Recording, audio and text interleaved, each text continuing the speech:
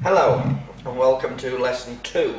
I hope you've crashed through lesson 1 and I hope you've actually done the things that I asked you to do.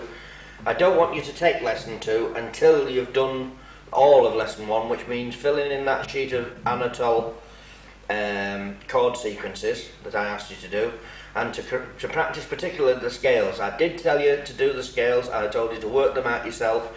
I want you to work them out yourself. We'll start with scales today. We'll start with the scale of G. I'm going to play my 2 bars and then I'm going to give you your 2 bars. You know what to do. If I start it like this, 1, 2, 3, 4, 2, 2, 3, 4. 1, 2, 3, 4, 2, 2, 3, 4. 1, 2, 3, 4, 2, 2, 3, 4. A flat. 1, 2, 3, 4, 2, 2, 3, 4. 1, 2, 3, 4, 2, 2, 3. A. 1, 2, 3, 4, 2, 2, 3, 4. 1, 2, there you go, that's your bit. 1, 2, 3, 4, 2, 2, 3, 4. 1, 2, 3, 4, 2, and rest. The reason I've rested is because the next one would have been B natural, and even I find that hard. And that's the whole point, that there are certain ones that are hard, even to me, and I've served a 40-year apprenticeship. All the time, the reason I say I've served a 40-year apprenticeship is I'm still learning right at this moment. While I'm teaching you, there are certain things that I've been lazy about myself. We've all, for instance, got a lazy third finger. A lot of us don't like to use the third finger, that's both hands. We don't like to use it. I have said in the first lesson that it's not necessary to play scales with both hands. It's not necessary because you're never liable to be asked. And the funny thing is, you can play in a million dance halls and nightclubs and bistros and whatever, and nobody will come up and ever ask you to play, could you play me the scale of A? It never gets asked as a request, but it's one of those things you've got to learn. In the Small Woods tutor book, which is what I learned from when I first started as a kid, one of the things they teach is 5-finger exercises, which if you look very closely,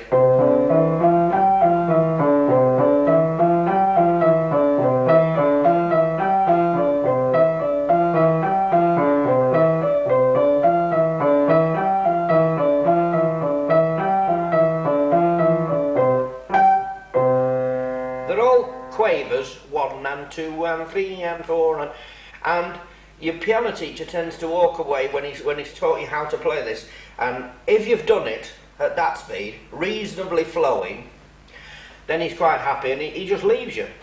He doesn't say every week as he walks in, right, we'll start with the 5-finger exercises. And this is what I explained yesterday, this importance of writing things for yourself. If you can write that, just write the notes of it. If you can play it, so much the better. But actually, if you can only play it with one hand, don't worry about it.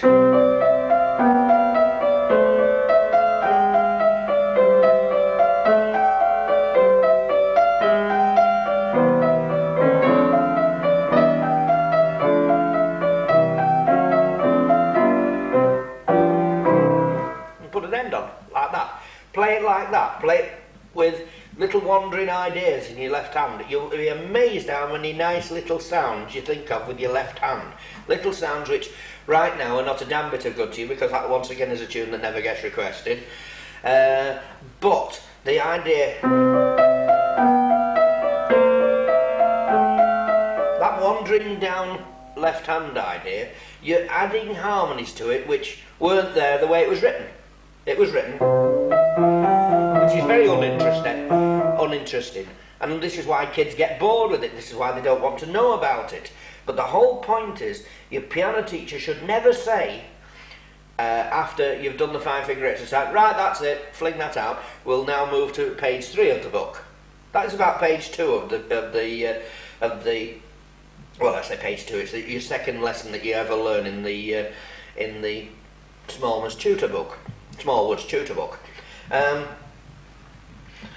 But what they should say to you, and what they should stress, is that you should not play it there. You should not just, that's the end of it.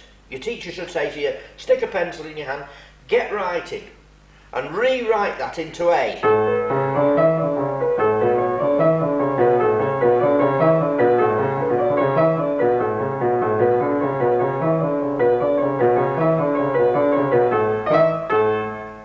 And rewrite it into B flat.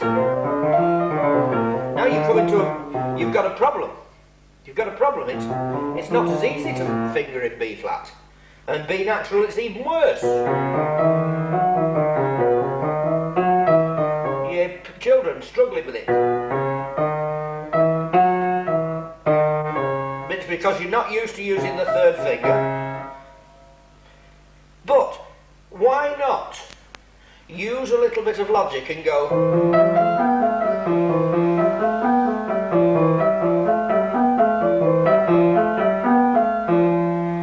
notice what I'm doing? I'm playing it exactly as it started in C.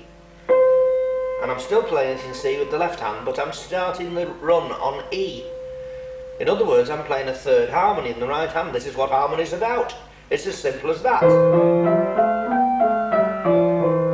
No piano music teacher or anybody would ever tell you to play the thing in harmony. And yet it's one of the things that we're going to sooner or later have to learn. My piano teacher threw me out because he decided I was far too advanced for him and he wasn't teaching me anything. He said, as though to my father, he said, he's got syncopation, as though that was a dreadful social disease that you shouldn't talk about. And my father, who happened to play piano himself, was very highly delighted that I'd got syncopation. He thought, well, blimey, he's going to earn a living at it then, if he's got syncopation. Syncopation is just taking what you know and either making it swing or doing things with it. Jazz is taking a known chord sequence and altering it and staying within that chord sequence but wandering all around the tune. If you wander away from the tune at all, I'll give you an example. I've got a lovely one here that I've picked out this morning. Looking at this, 62 in this book, I think. Memories are made of this. If we can come in close for a sec. We all know it goes, take one fresh and tender kiss. That's how Dean Martin sings it. I'm only going to do the first couple of bars. Think how Dean Martin sings it. Take one fresh and tender kiss. That's what he sings. Take one fresh and tender kiss. And yet, if you look at the actual copy, you'll see that it actually goes. In other words, he's altered it. And so, because he's altered it, it's jazz. It's the very thing that he's put his own interpretation on it. And his version was probably one of the best records of it. So, consequently, people remember his version more than they remember the actual version as written by this guy Terry Gilkison. I've not got my glasses on, etc. And they wrote it, but people never come to you and say, "Can you play Memories Are Made of This by Terry Gilkison?" They say, "Can you play Memories Are Made of This by Dean Martin?" Why? Because it's the one that they thought was the most catchy. And actually, as I've just shown you in the first two bars, if you go right through the thing, you'll find that he does it even more all the way through. This type of music, as I'm looking at here, is what pro musicians are using now. They take the chord symbols at the top and the melody line. We don't bother with that sort of music nowadays. It has three lines, where one line is the bass line and one line is the piano line and one line is the singer's line. We only read the singer's line and play the chords. When we get clever, like there, a whole 2 bars of G, we never play just G. We get clever and we start to throw little things in. And you go, take one fresh and tender kiss, 2, 2, 2, 3, 4. And one stolen night of bliss, 2, 3, 4. One girl, one boy, some grief, some joy, some joy. That's that 2 bars. Some joy. Memories are made of this. something creep in then. Memories are made of this. From the word memories, G, E minor, A minor, D7. So in other words, that D7 is actually only occupying those last two beats of that bar. There's an A minor there, and there's an E minor here which isn't written. There's a G there. Where have you heard that before? I'll tell you where you've heard it before. You've heard it before. Isn't it obvious? These things start to happen for you. You've got 2 bars of G written, but we don't play 2 bars of G. Memories are made of this. Now, there's one. That is what that's what we call a count basie ending. Do it again. It's a simple wander up from the A through B flat to B in the left hand, from the C to D in the right hand. G on the bottom, right on the end, just to finish it off. Count basie ending. People say to me, how do you do that? It's not just, it's not that, it's that. These are the ideas of how you're gradually building more chords into something that's written. This comes from a series of books. I'm not going to mention the series of books, but you'll notice them before I've finished. That I regularly use them, and they can be obtained at most music shops, where they're known as busking books. They've got melody line and chords. Melody line and chords is all you really need. Today I'm going to show you how to play the most common chord sequence of all, which is the standard 12 bar sequence. The standard 12 bar sequence is normally 4 bars of the root chord with the 7th added on the last bar of the 4 bars of C in this case, 2 bars of F, 2 bars of C again, a G for 1 bar, an F for 1 bar, and back to C. This is standard 12 bar blues suitable for trad bands, skiffle, early rock and roll, etc. It's the most common, and I'll show you what I mean. You go.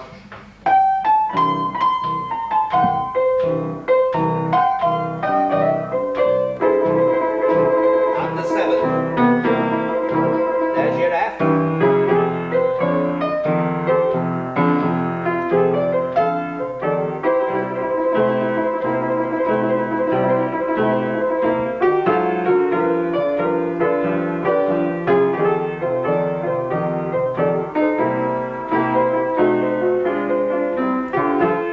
That's the standard 12 bar. Now,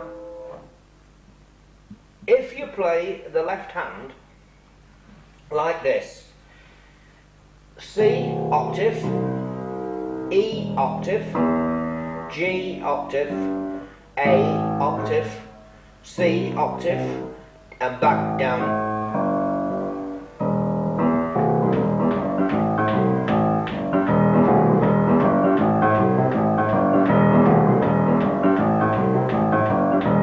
Boogie Woogie is also 12 bars.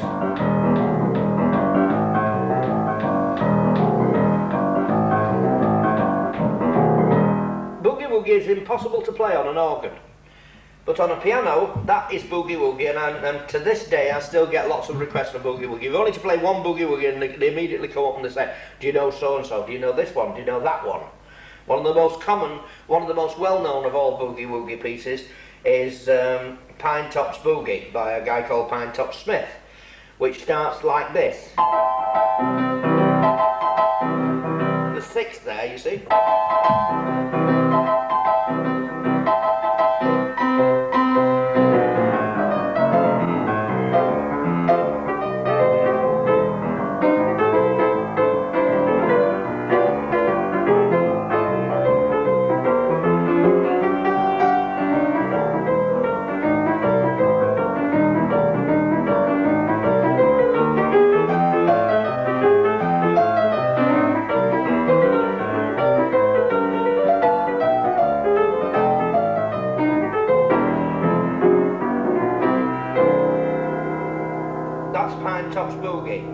the blues notes are flat and the E flat. If you throw an E flat within a C framework, it's considered blue. It's a blue note. The blue notes are B flat is a blue note. I have a theory on colour analysis of music, but that is for lesson 27, and there's only 6 lessons in the course. Don't worry about that. But you're really getting deep into music when you start thinking of colours attached to music. But the B flat and the E flat within the chord of C are considered the blue notes. You've heard the expression over the years. The blue notes. There's been groups called the blue notes. There's been a nightclub in Manchester known as the Blue Note. Blue notes are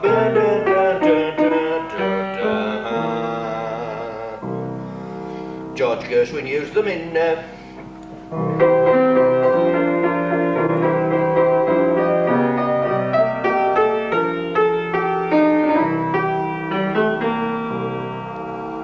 see, he'd listened to the Negro influence on blues, and he thought, I've got to put that into what was then a popular song conception, a sort of symphony of bluesy symphony. That's what the Rhapsody in Blue was, a symphony in blues style. The 12-bar blues used by trad bands. And this is what I said to you in the first lesson, that I can literally teach you to play within a trad band within 2 lessons. The 12-bar blues used by trad bands are always in the keys of F, and the keys of B flat, and the keys of E flat. Trad bands, the reason trad bands use those is because they consist of trumpet players, clarinet players, and trombonists, all of whom's open key is B flat. Their open key, their easiest key on their instrument is B flat. To some of them, to trombone players for instance, it's quite an untrained trombone player, which most of the trombone players in trad bands are a little bit on the rough side. I'm not talking about Chris Barber, he's a musician. I'm talking about the guys in little trad bands that you find in little backwater places, like in the old days, the guys with the Saints in Manchester, and the guys in the Apex jazz band. I was with the Apex, so I know for a fact Rod at the time, the trombone in there, he was a lot rougher than what he is now. Over the years, Rod has now developed into a musician, but then he was rough. And they just play within keys which are easy to them. So they don't care that the pianist is struggling. And the pianist playing 12-bar blues in B flat. For instance, one of the 12-bar classics is Dipper Mouth Blues. I'm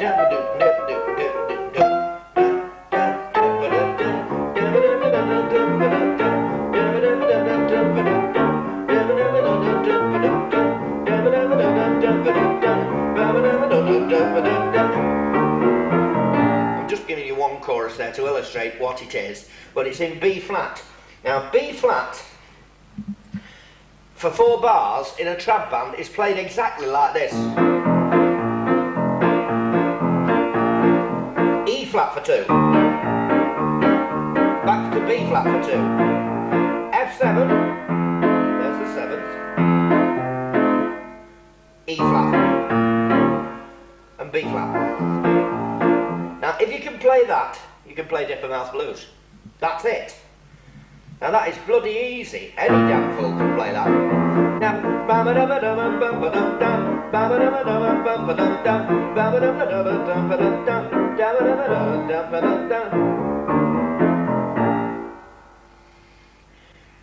That is the 12 of Dipper Mouth Blues. There are some 12s where instead of going to the F, instead of doing that on your last 4 bars, they go F, 2, 3, 4 and stay on F. 3, 4, B flat, 2, 3, 4, 2, 2, 3, 4. They stay on that. There are also some where the first 4 bars is like that. Your second two, the sixth and fifth and sixth bar, E flat 7, dun, dun, dun, dun, B flat down to G, C, F as your last 4, B flat. But not on all 12 bars. Frankie and Johnny is one that goes like that.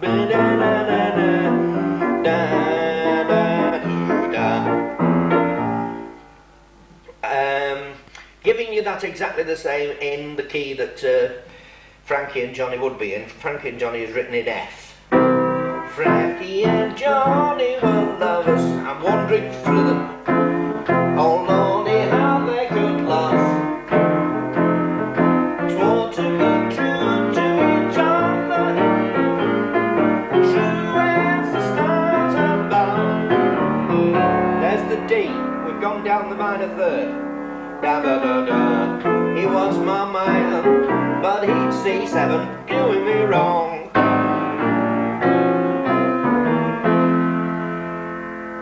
That's the use of where on the seventh bar we go down to the, and the eighth bar is on the minor third down, but it's played as a major, as an ordinary seventh. G7, C7, F.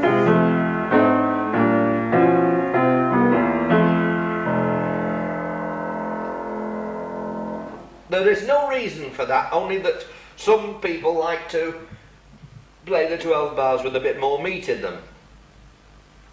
I could play a 12 bar like this. Would you believe that this is a 12 bar?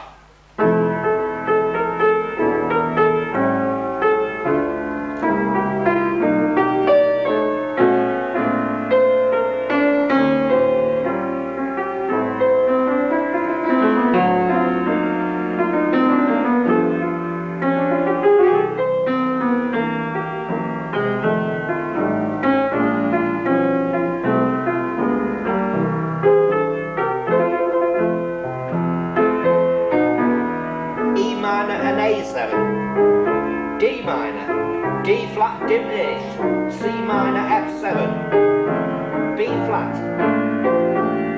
E flat 9, F, it's actually A minor, D7, G7, G minor.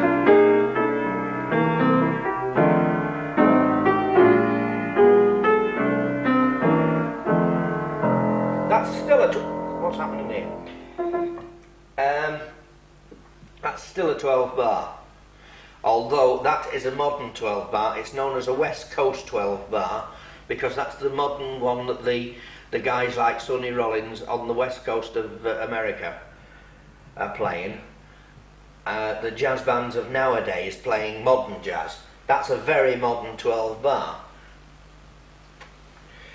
I'd like, if you can, I'm not going to show you how to do it.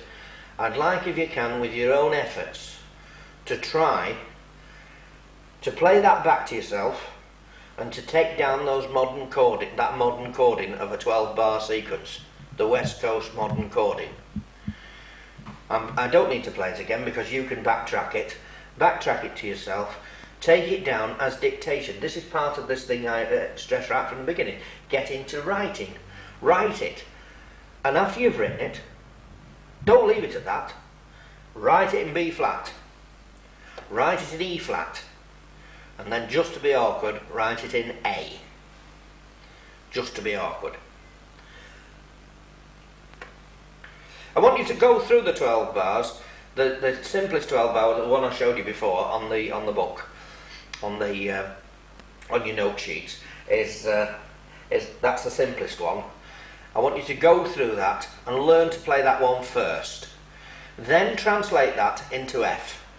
And when you play it in F, just for the hell of it, play it the trad way. F, F7, B flat, back to F.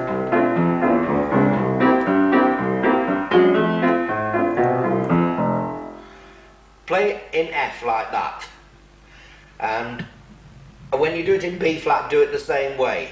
I'm frantically thinking of a 12 bar to illustrate this. One of the most common 12 bars that both trad men, this is a funny one, that if trad men and modern men meet on the same stand, which does happen sometime, they all look at each other and say, what shall we play? And they invariably end up playing a tune called C Jam Blues. And the reason they play C Jam Blues, which funnily enough is played in B flat, is because everybody can play it. The modern men can play it because modern men are always happier. They're happy in any key. The keys don't worry people like Ronnie Scott. Keys, it doesn't worry him at all. But the trad men, they want something that they're going to be comfortable in. So whenever you play with another musician, always play to the lowest common denominator. Always play to the duffest guy in the band.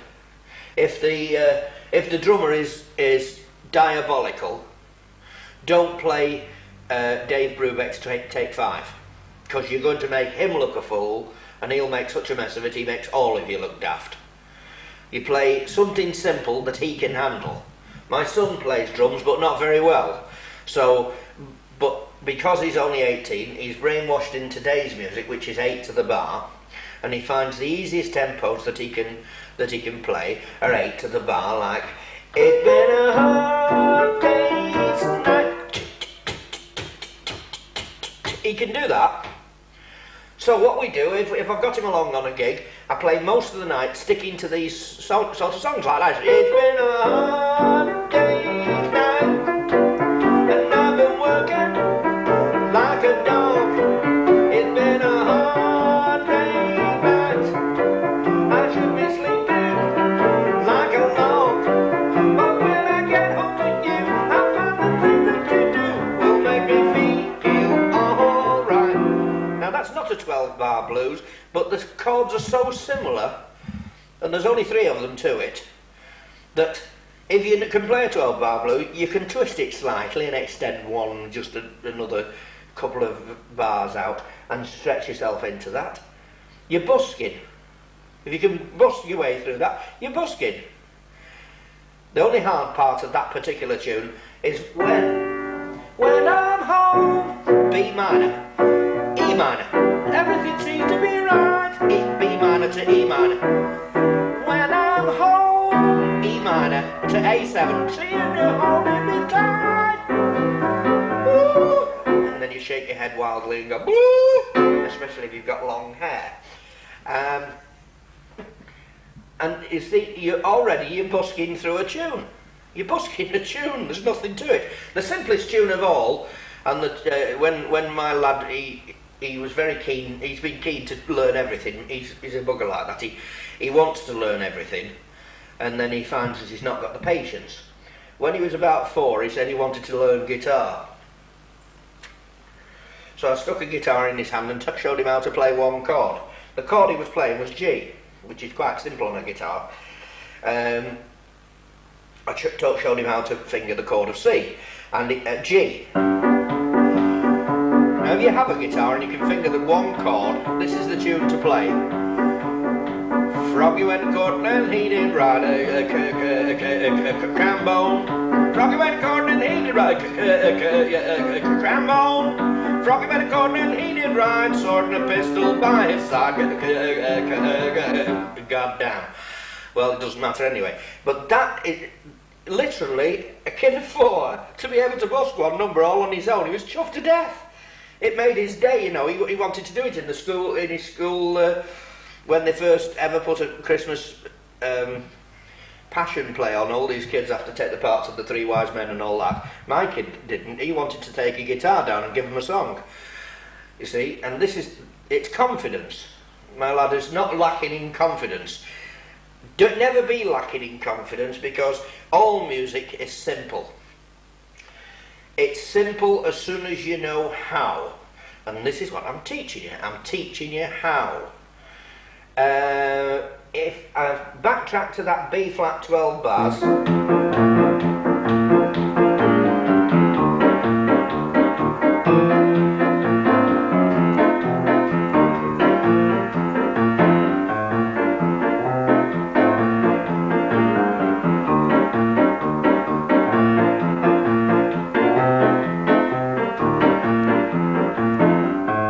your B flat 12 bars. I've told you, I've written it for you in C, and I want you to go through and rewrite it for yourself in B flat, and play it like that. Now, suppose we played it at this speed. 1, 2, 3, 4, 2, 2, 3, 4, 3, 2, 3, 4, 4, 2, 3, 4, 1, 2, 3, 4, 2, 2, 3, 4, 1, 2, 3, 4, 2, 3, 4, 1, 2, 3, 4, 1, 2, 3, 4. How about come along, baby, whole lot of shake going on. Come along, baby, whole lot of shake going on. Ain't faking. Whole lot of shake going on. It's the same thing. Jerry Lee Lewis. Or alternatively, if you slur from the A to B flat and hold it like that, you get 1 for the money, 2 for the show, 3 to get ready. Now go, can't go, and don't you step on my blue suede shoes. You've got Elvis Presley. You can do anything but lay off of my blue suede shoes. You see how easy it is? Absolutely nothing to it. It's a 12 bar. Blue Suede Shoes is actually a 12 bar with an extra couple of bars on the beginning. But once it gets into the bit where they all do the harmony bit, blue, blue, a blue suede shoes, it's just a 12 bar. Blue, blue suede shoes, blue, blue, blue suede shoes, blue, blue, blue suede shoes. You can do anything but lay off my blue suede shoes. You can play that, you can play several of the Tommy Steele numbers, you can play just about all of the Little Richard numbers, you can play 99% of what Jerry Lee Lewis did, and a good 65% of what Elvis Presley did. It was only when he got onto the tender songs like Love Me Tender that he left the 12 bar sequences behind. And the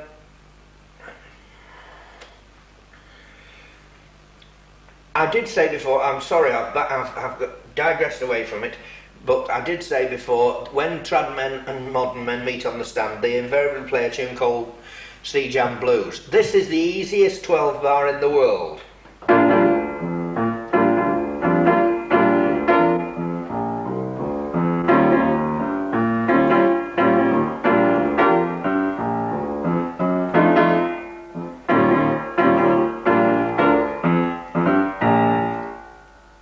You've got that. A nice thing is if you've got, it would be nice to have a metronome. However, if you've not got a metronome, another nice thing is to have a friend play drums behind you, or better still, just brushes in the background. Or you could even invest in one of those wonderful machines that play automatic rhythm for organists. They're a bloody nuisance actually, and the union aren't a bit pleased about it. I'm not worried about that myself because I use them just for practice. But if you've got somebody in the background going and just, in fact you could do that yourself on a tape. Just sit there for a whole hour going and then later play to it. Put your headphones on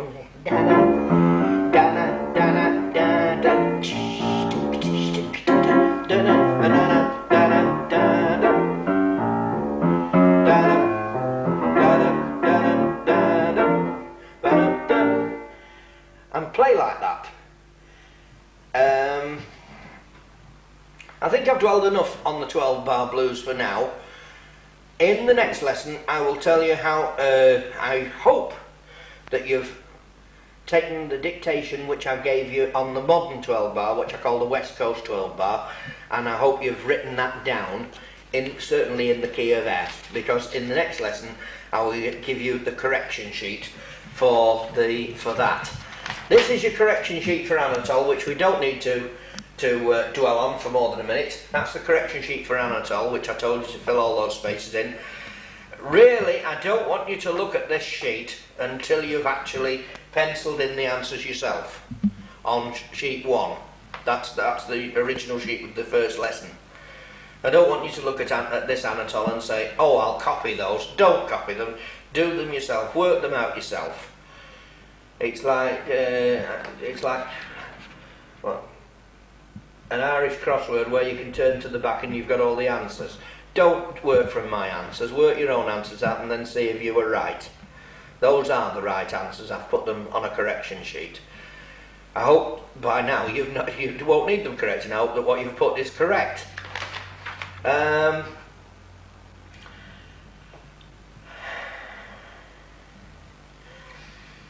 Scales. Can we go back to scales? Yes, we'll go back to scales. Are you ready to play a couple of scales with me? Right, we're going for different ones this time. And don't worry if I make a mistake. I'll say that I'm doing it deliberately, but it is quite on the cards for me to make a mistake. So think to yourself, aren't I good if you manage to play it directly after me without making a mistake? Let it be a little ego booster to you that you can play it straight after F. 1, 2, 3, 4, 2, 2, 3, 4. 1, 2, 3, 4, 2, 2, 3. E flat. 1, 2, 3, 4, 2, 2, 3, 4. 1, 2, 3. D. 2, 3, 4. 1, 2, 3, 4, 2, 2, 3, 4. 3, 4, 2, C.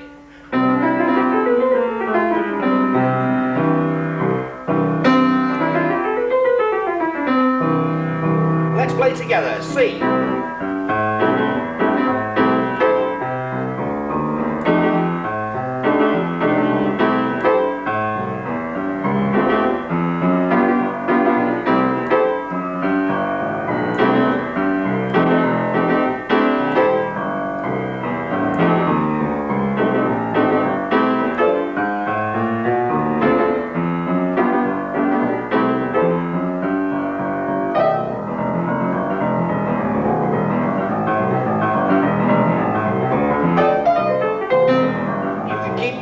Playing C jam blues.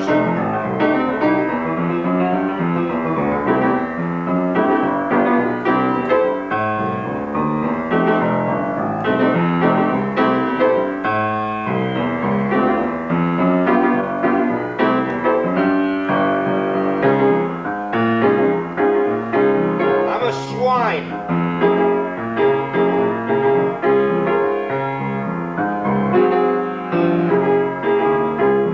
D flat now, it's all yours.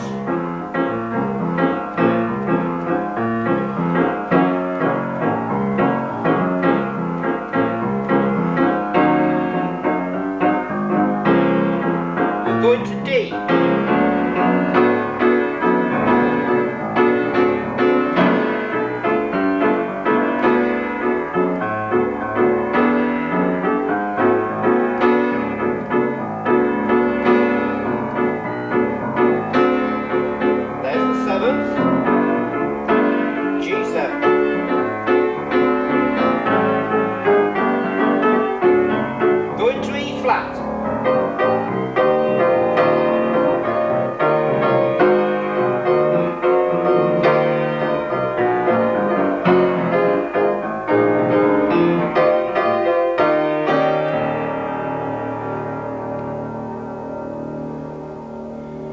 And now you've done that, backtrack to yourself, and where you've slipped up, don't worry about it.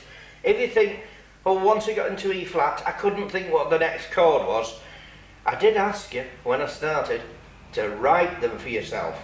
Write them for yourself, because then at that period we actually played a 12 bar C jam blues, da da da da da da da, in C, and then we played it in D flat. Except that I've just given you a little bit of rough accompaniment like that. To, if you want to, while I'm playing that, I want you to play along with me. Go.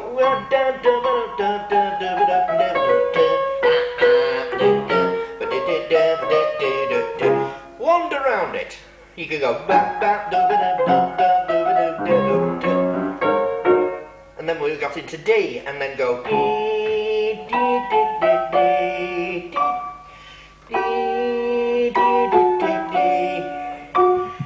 And that will fit exactly what I was doing in D.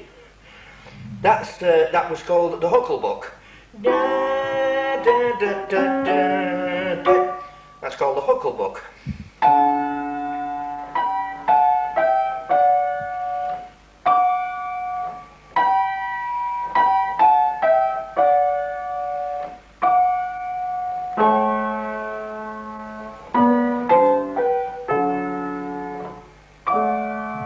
Easy, isn't it?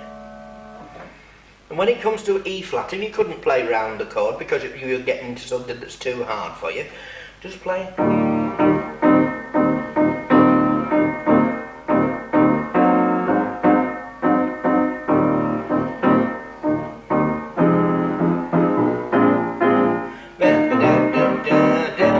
You'll notice that's the ending I put on, which is the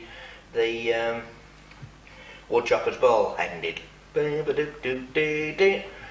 Just to put an ending on it.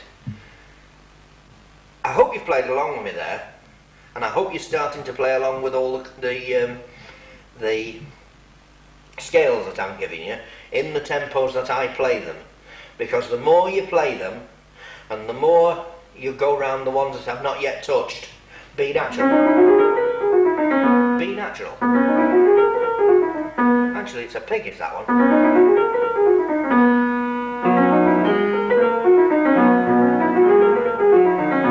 Think about it for a minute, it's easy.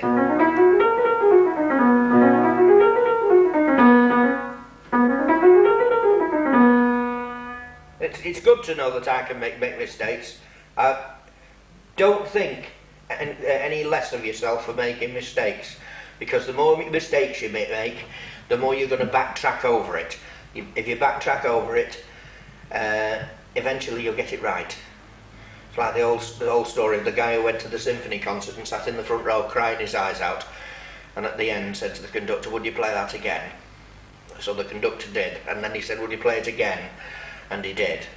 And he said, "You must really love this piece, sir." He said, "No, I'm going to make you keep playing it until you get the bloody thing right." If you keep playing things until you get it right, and don't worry if you don't get it right. I know a lot of musicians, and a hell of a lot. I put this in the first lesson, and I didn't actually say it, read it out, but it's on the first lesson sheets. I know a hell of a lot of musicians who swing like the clappers and play wrong notes. It doesn't matter to play wrong notes, so long as it's within the chord sequence. As I said before, that Dean Martin thing, he's not actually singing what is written there. He's singing what fits the chords. I'm going to go now into a couple of songs, and I'm not going to write the parts out for you. I'm going to play them slowly, and I'm going to dictate the parts. And I want you to be counting the bars and writing down the chords as I shout them. And incidentally, I do this all the time while I'm playing, because I work with lots and lots of musicians. I work with a particular bass player, pal of mine. He's a great pal of mine, and he doesn't know a hell of a lot of the tunes that I know. So he'll say to me, "Shout the chords out, Roy," and I do. I shout them out as I'm going along. This last summer I played with a guitarist that was the same. He didn't know what we were playing. So, and I started to shout chords. Now, he'd never heard anybody shout chords out before. And he said, "How do you do that?" And I said, "It's simple. I'm constantly reciting to myself the chords that I'm playing. So it's a simple matter of putting my mouth in gear and rabbiting on while I'm doing it." For instance, this is Count Basie. D minor, G, C, D minor, G, C7, F, G, E minor, A minor, B7, E, A, D minor, C for 2 bars, D minor, G7, C, 7 and 9, F, G, minor to A minor, D minor, G7.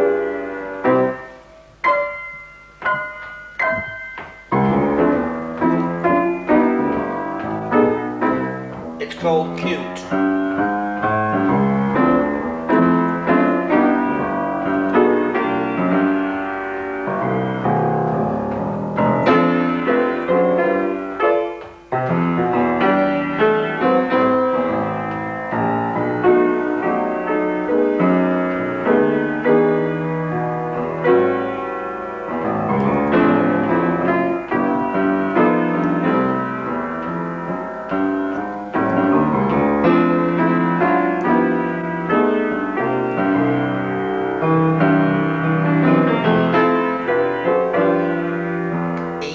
To A, D minor to G, C, bass the ending, simple as that. I'm going to play a couple of songs now, well-known songs. I'm taking them from this book up here. This just happens to be the 101 things for buskers, which are a well-known series, and musicians, we swear by them. Just this idea of melody line and chords again. But take this one for instance, Little Brown Jug.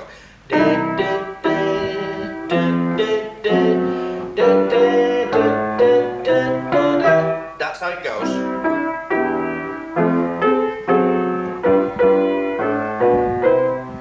Now, if we pan down to my left hand and go boom, boom, boom, boom, boom, boom, boom, boom, boom, boom, boom, boom, boom, boom, boom, boom. That's all the left hand's doing.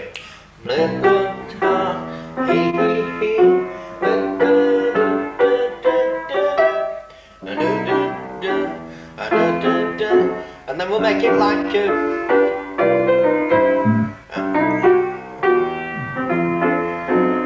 Glenn Miller. That's the blue note of it. It's also green, green, it's green they say on the far side of the hills. Green, green, it's green they say when the grass is greener still. If you remember, that was from the Christie Minstrels.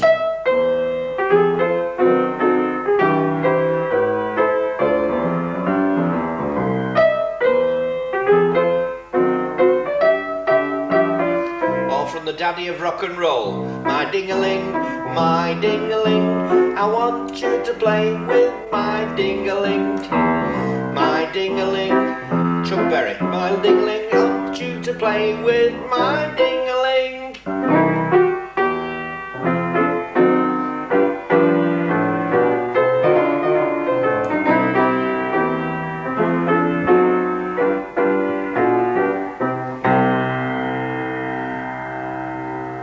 See how you take up a popular theme, and just because you know the one tune, you know three tunes. Not one, three. Already you know three tunes. And what could be easier than that?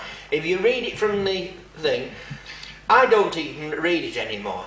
Things like that I don't even read anymore. I tend to buy the book just for the words, because I know them. They're in there, they're permanently filed away inside my head somewhere. Take a tune like from Hoagy Carmichael, Georgia. And Georgia is written like this. A, F, F, A7, D minor, B flat minor,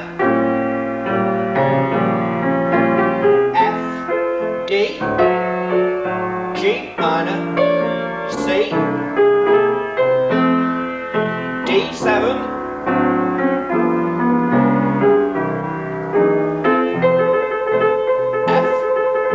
A7,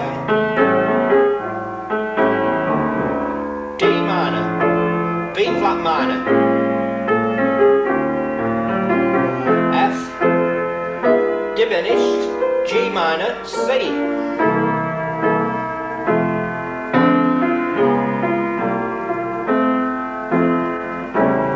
D minor, G, D minor, G.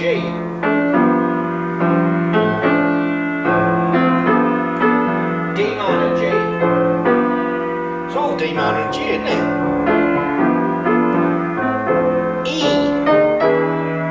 A minor, D, G, C, F, into A7, D minor, B flat minor, D7, G minor, C7 and F. Now this time with the better, more modern chords. F, E minor 7 into A, D minor, B flat minor, E flat 7, A minor, A flat, G minor, C7.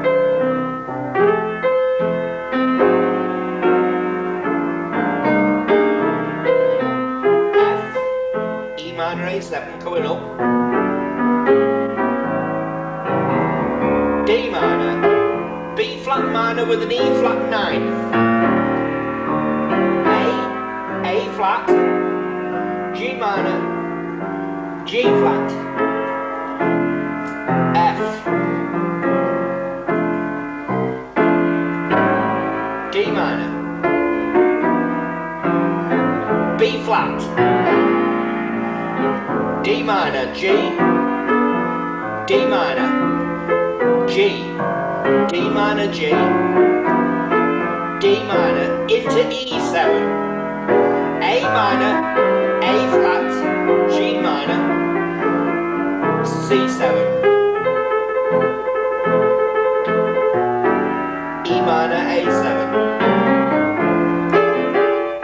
D minor, B flat minor, E flat 7, A minor,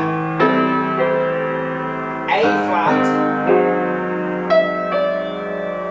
G minor, G flat. I'll do that again.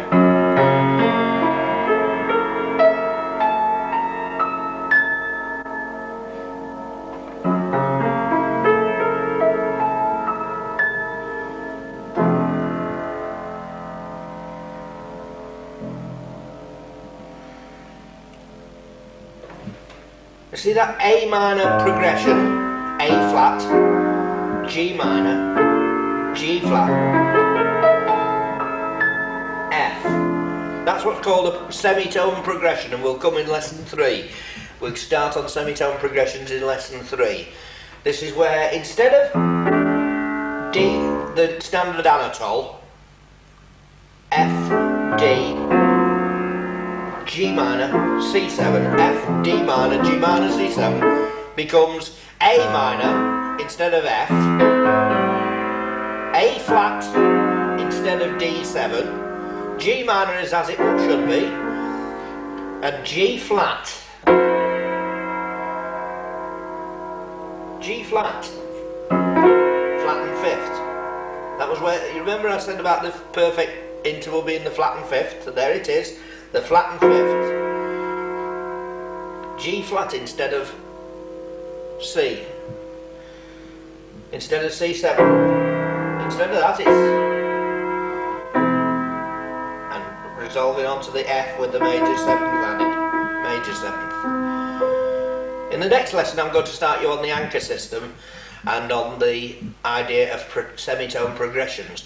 You'll notice while I'm playing that I move certain chords like C. If somebody asks me to play C for so many bars and then go to F, all I do is that.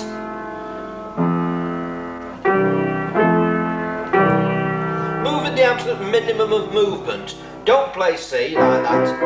F, C, F. Don't play like that, play like that.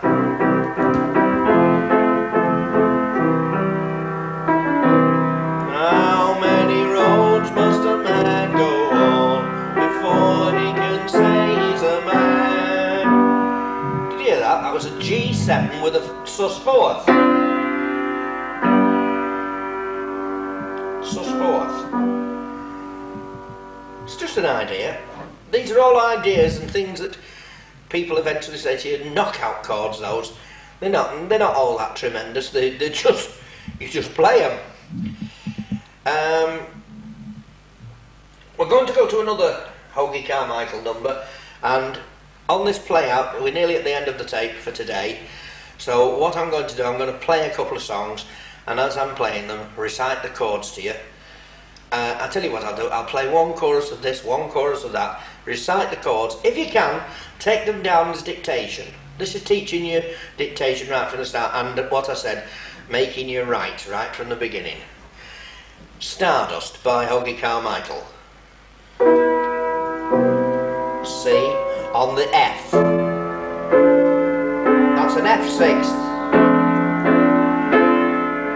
F minor with a major 7th. C. E minor. A7. D minor. A7, D minor. G7.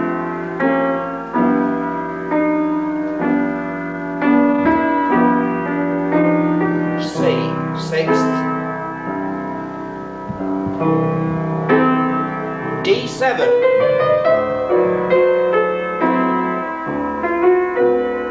D7, G, D minor, D, G, F, 6th,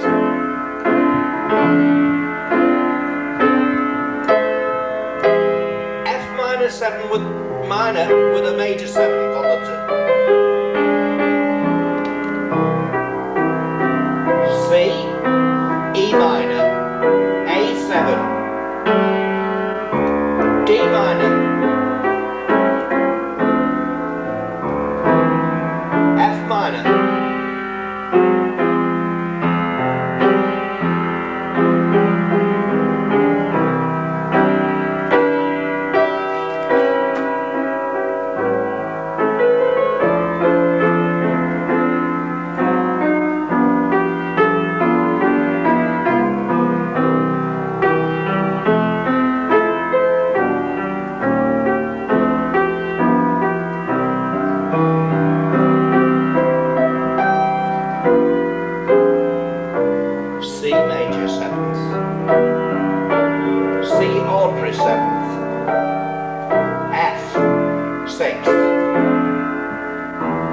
D minor, G7, C, A minor, D, D minor, G,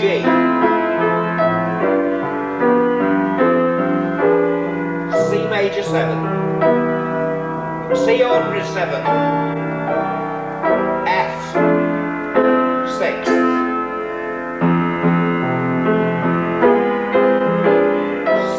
minor, A minor, D minor, G, C,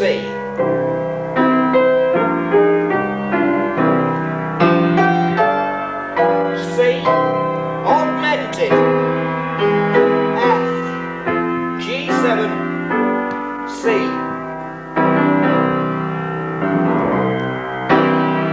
A minor,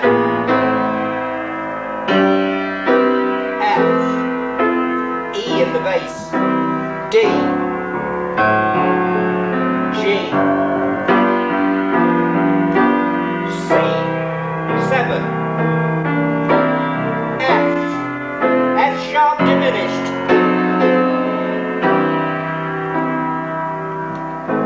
A minor, F minor, C with a G on the top, A minor, D minor, E minor, G, and just for the hell of it, A flat.